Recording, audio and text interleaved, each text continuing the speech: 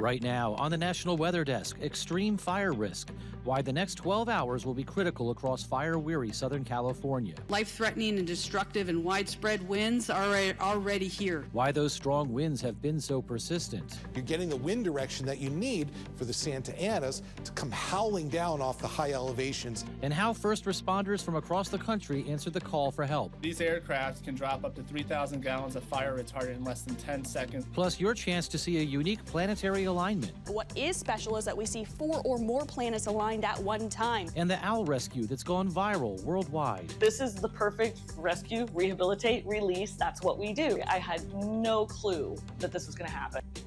From our nation's capital, this is the National Weather Desk. Good morning and welcome to the National Weather Desk. I'm meteorologist Matt Ritter. Southern California is bracing for another day of strong winds and low humidity. That's why the National Weather Service has issued a particularly dangerous situation red flag warning for a second straight day. The strong winds that were anticipated yesterday weren't that strong, and there were no reports of more homes or structures built burning, and that gave firefighters time to battle the Palisades and Eaton fires, which are now 18 to 35% contained. But the strong winds are anticipated to return today, and the next 12 hours are critical. As of this morning, 25 people are confirmed dead. More than 80,000 remain evacuated and are not allowed to return home. Amy Kiley is in Los Angeles as investigators search for what sparked the fires.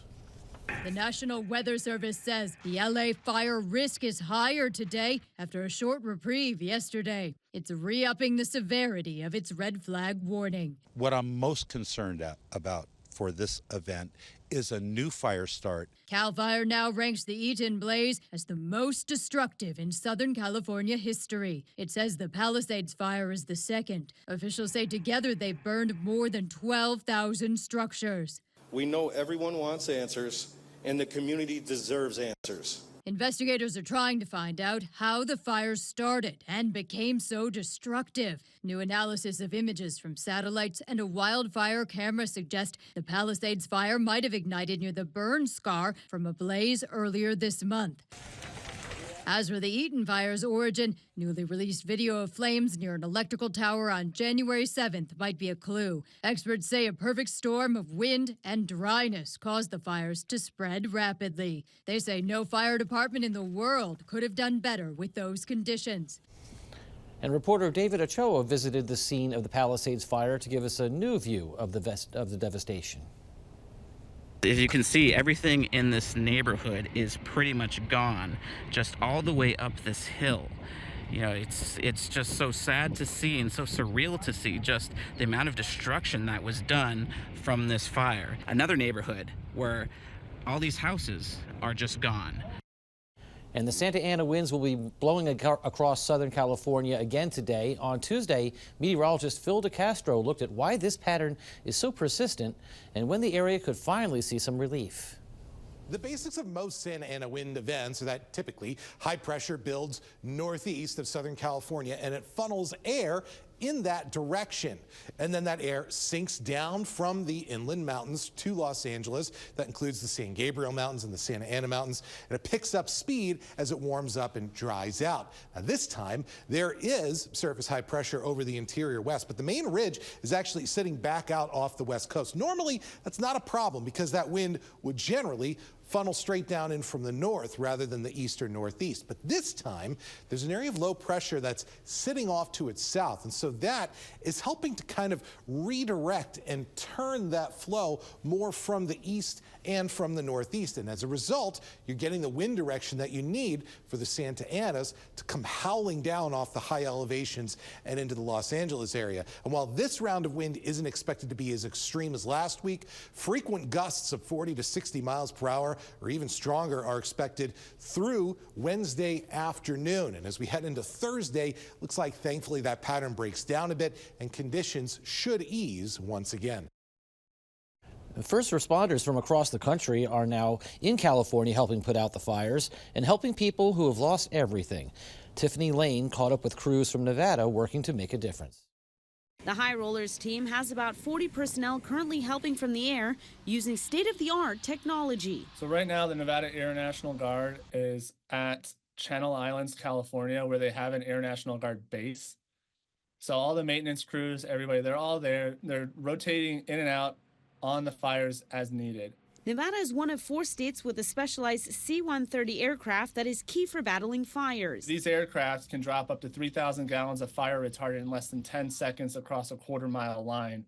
So they are trained. The aircraft have modular aerial firefighting systems, or MAFs, that help slow down the fires. It's a mission they say is fulfilling to be part of, but it does come with challenges. Because they have to fly low and slow in a C-130 over fires, and as they drop that 3,000 gallons of fire retardant on the fire, it completely transforms the weight of the aircraft, and then the mission is getting out of that situation. They'll be out there for at least 2 weeks. And while they're helping from the skies, American Red Cross volunteers from Southern Nevada are helping on the ground. We set up shelters, safe places where those impacted who had to leave their homes, a safe place to stay, where they could stay, sleep, get fed. Our parent company, Sinclair Broadcast Group, is partnering with the Salvation Army to support wildfire victims. If you'd like to help, scan the QR code on your screen or donate on sinclaircares.com. The donations will help provide critical aid, shelter, food, and support for survivors and first responders. Snow continues to fall across portions of the Northeast. This is what it looks like near Syracuse, New York this morning. Several more inches could accumulate before the end of the day. In far western New York and in Pennsylvania, a lake effect snow warning remains in effect. 2 to 5 more inches is expected on top of the half a foot that fell yesterday. And snowfall, low visibility, and slick roads created treacherous conditions along a roadway in the South Bend, Indiana area Tuesday morning. A multi-car pileup was among the nearly 3 dozen crashes reported on the US 31 bypass. Most of those collisions were related to the weather and snarled traffic for hours. The silver lining, only a couple of minor injuries were reported. 5, 4, 3, 2, 1. Ignition. A SpaceX Falcon 9 rocket successfully launched earlier this morning from the Kennedy Space Center. It's carrying 2 lunar landers. One is called Blue Ghost, a lunar lander that's part of NASA's effort to return humans to the moon. The second is from a Japanese company which hopes to send payloads to the moon for paying customers. The Blue Ghost should reach the moon in 45 days after spending 25 days orbiting Earth and then a couple weeks in lunar orbit. And a treat for night sky watchers in the coming days and next week. Meteorologist Jenna Warner explains what to look for. That's right. Lots of fun things going on in the night sky. We'll talk about that alignment that's happening this time next week in just a second. But first, there's also Mars out there that is going to be its brightest and biggest that we'll see in our night skies on January 16th. That's because its closest approach to Earth is occurring the night of the 15th to the 16th. And also it's in opposition from the Earth. So the sun is on the other side of Earth and then Mars is on that other side. And that happens about every 2 years. You can see a lot of details of Mars if you look at it from a telescope or using other high-powered devices that you wouldn't normally see. Now also coming up this Friday and Saturday, we have the conjunction of Venus and Saturn. That means that Saturn and Venus will be the closest together in their approach from our view in the night sky. This is best viewed early in the night sky. Now after the 18th, they'll start to move farther apart from each other. Then of course, this time next week, January 21st, we have the alignment of 6 planets. Now the alignment itself is not special. In fact, most of the time we see a few planets in the sky, they're aligned. But what is special is that we see 4 or more planets aligned at one time. Uranus and Neptune, you'll need to use a telescope to see these in the alignment. But if you do use a telescope, you can see 6 planets aligned at one time. Now check this out. The fire department in Eagle River, Wisconsin is showing off this year's ice castle. The fascinating work of art is on full display in the middle of downtown. The fire chief says this year's multi-tower design was inspired by a famous castle in Germany.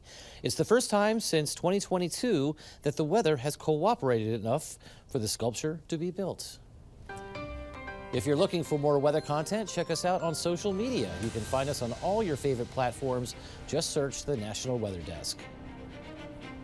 And coming up on the National Weather Desk, the high plains of Texas saw some snow recently.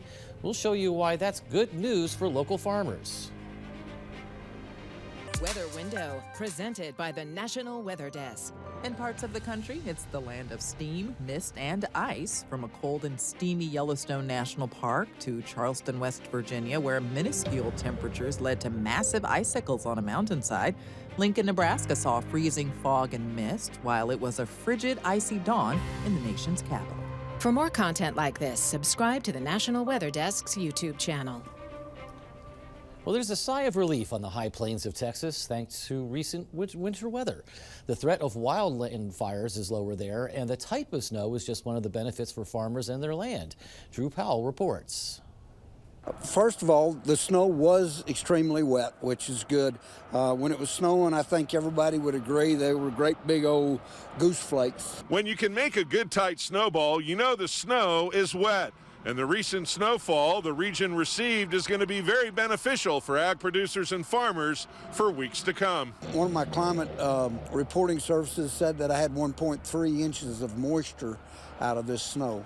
And so I find that to be very beneficial at this time of the year. Nearly anybody will tell you snow is more beneficial usually than rain because it comes so slow and then melts really slow and gets into the ground well. With transevaporation being lower now compared to the spring, summer, and the early part of the fall, the water that this area has received from the recent snowfall will seep down into the ground. You know, you get 1 inch of rain or you get 10 inches of snow, and the snow is going to do more benefit for you because it's going to almost all, go into the ground. The old adage that my dad always told me he said the only way to break a drought is to get a blizzard. And so adequate snowfall, he said, always changed the weather for the coming spring. As wet as this snow has been, I'd say we're probably a little more than an inch of moisture per foot of snow. 1 or 2 more significant moisture events in the form of rainfall or another wet snow will help ensure a great start for the 2025 growing season on the high plains. And it's the season when these large freighters gather at ports around the Great Lakes for service and maintenance. They're called the Winter Fleet. Eric Peterson takes us to Sturgeon Bay, where he caught the arrival of one of these ships, the Joseph L. Block. I was on the east side of the Michigan Street Bridge, trapped on the bridge on my way to work, and got to see the Block pretty close up as it was coming through the Michigan Street Bridge. And a ship that size, it really kind of snarls traffic here in Sturgeon Bay because both downtown bridges have to be opened up so the ship can easily and safely pass through. Door County Maritime Museum Deputy Director Sam Perlman says documenting the arrival of the Joseph L. Block Monday morning was a challenge. I jumped in and out of my car more than once to take photographs or take some video and then jump back in the car to warm up a little bit. The 728-foot-long block is part of the Winter Fleet. Typically, 6 to 16 Great Lakes freighters may lay up at Fincantieri Bay Shipbuilding in Sturgeon Bay. Across the channel at a popular vantage called Bullhead Point, Mike Skell and his wife Julie take it in. This is the first one we saw this year. The tugboats bring it in, break the ice, and it's just kind of fun to watch them up close. We're lucky enough to live in an area where you can see this because of the shipyard. Not everyone gets this opportunity, and it's really neat. The vessels will stay here until repairs are complete.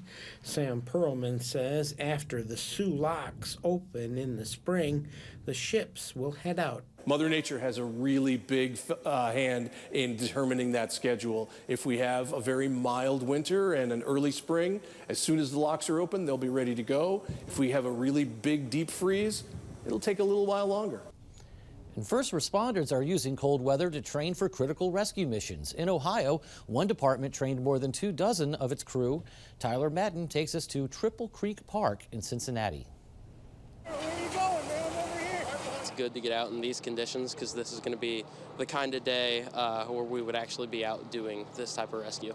Corps and firefighters took turns hitting the lake at Triple Creek Park. It's a more realistic scenario. They're taking advantage of the freezing temps to practice water rescues. I was learning a bit more about shore operations and throw bags, assisting with pulling them up using the rope after they've secured the victim. This was Alex Glick's first time training here.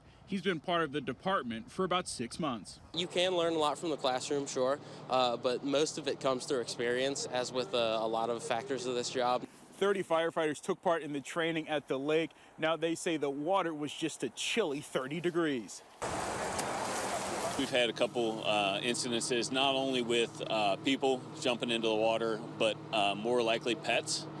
When people's pets go out on the ice and then they happen to fall through, a lot of people, obviously, their pets are their life, so they'll do everything that they can to save their pet. Each team was made up of 2 guys on the ice with 2 more putting on the dry suits. They jumped in and practiced saving a mannequin submerged under the water. Those actually insulate us. There's a thin layer of insulation in there that's going to keep you warm.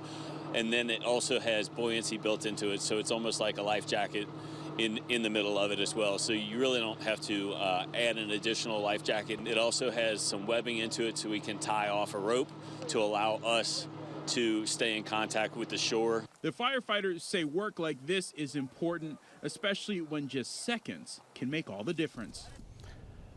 And now to a rescue of a different kind, and it wasn't a drill. A Northern California Wildlife Rescue and Rehabilitation Center has captured the attention of millions worldwide.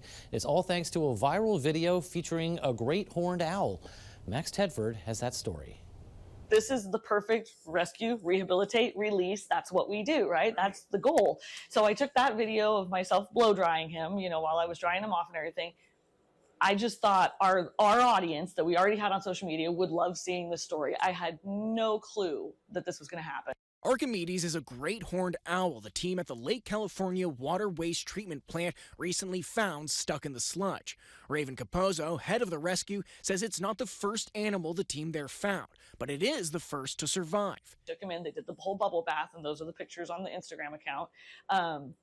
They set him, in a safe place in the warm office, came back, he was still alive. That's when they called. Capozzo says Archimedes' main issue was him being caked in sewage, preventing him from flying. So after taking him back to the center for a third bath, his path to recovery began, and attention on social media began coming in. And by the next morning, it was 6.2 million views. We were up to thousands of followers. We're at 22,500 followers right now on Instagram. Like, that happened like a wildfire, basically. Archimedes was released last Wednesday, January 8th, back near the area in Lake California where he was originally found. And he's left behind a massive following with over 20 million views and over 2 million likes. Capozzo says she hopes those viewers stick around to see all the other work they do. And it's time now for a short break. But first, we take flight over Kearney, Nebraska's Turkey Creek.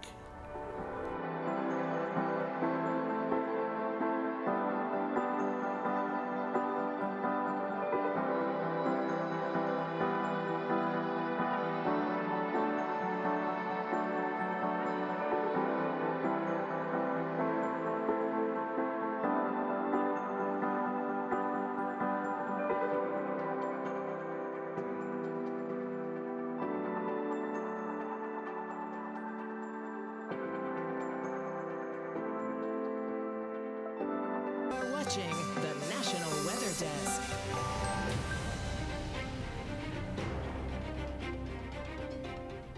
Have you ever heard of frost flowers? Maybe you've seen them in person. Meteorologist Chicago Windler did recently, and she posted about it on Instagram.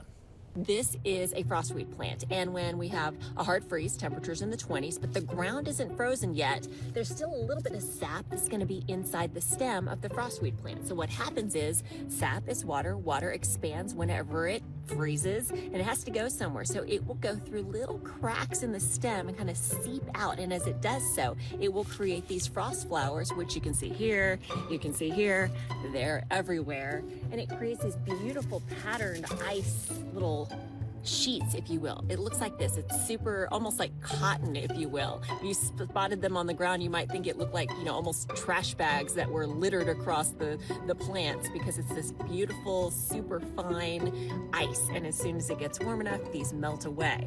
Typically, you only see frost flowers once a season, because once the plant has basically extruded all of its sap, that's it. Not all of the frost flowers have bloomed yet, so maybe you'll have a chance to see them again, but